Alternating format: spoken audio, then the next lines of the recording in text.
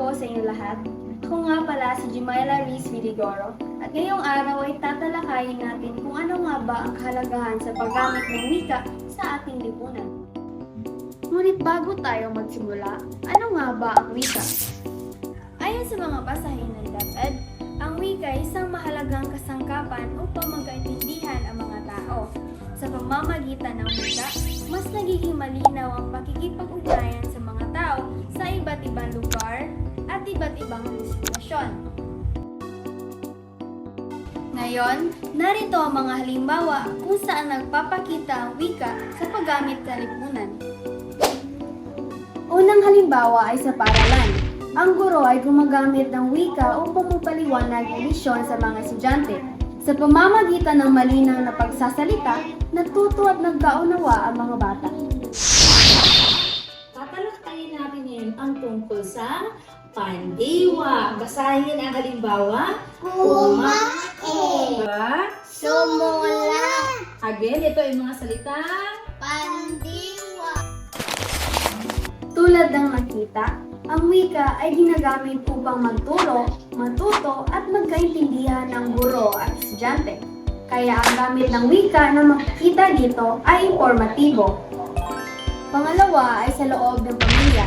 Araw-araw ay ginagamit ang wika upang magutos o magbigay ng panuto sa mga gawaing bahay. Katulad na lamang sa susunod na halimbawa. Dixel, Dong, maghugas muna kayo ng pinggan doon. Sige na, darating na si Papa, dali. Dito, makikita na ang wika ay ginagamit upang masunod ang direksyon at masunod ang inaasahang gawain. Makikita na ang gamit ang wika bilang regulatoryo dahil nagsisilbi itong paraan ng pagbibigay ng panuto. Pangatlo, sa palengke. Mahalaga ang wika para magkaintindihan ang mamimili at ang tindera.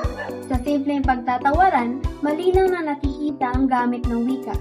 Bili na kayo, Ali! Mama, bili na kayo! Ali, ano ba gusto mong bilhin? Sibuyas po. Sige, ito po. Magkano po? 10 piso lang para sa'yo, Ali. Pwede tumawag? Pwede ba, anak? Opo. O, sige, 5 piso na lang para sa'yo. Ang sitwasyong ito ay halimbawa ng inspirasyonal na gamit ng wika. Nakabuo ito ng maayos na ugnayan sa mamimili at sa tindera sa pamamagitan ng kanilang pagkasunduan.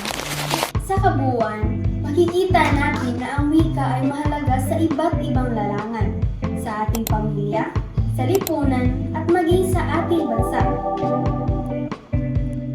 Dapat nating tandaan, ipagmalaki ang ating wika dahil ito ay simbolo ng ating bansa.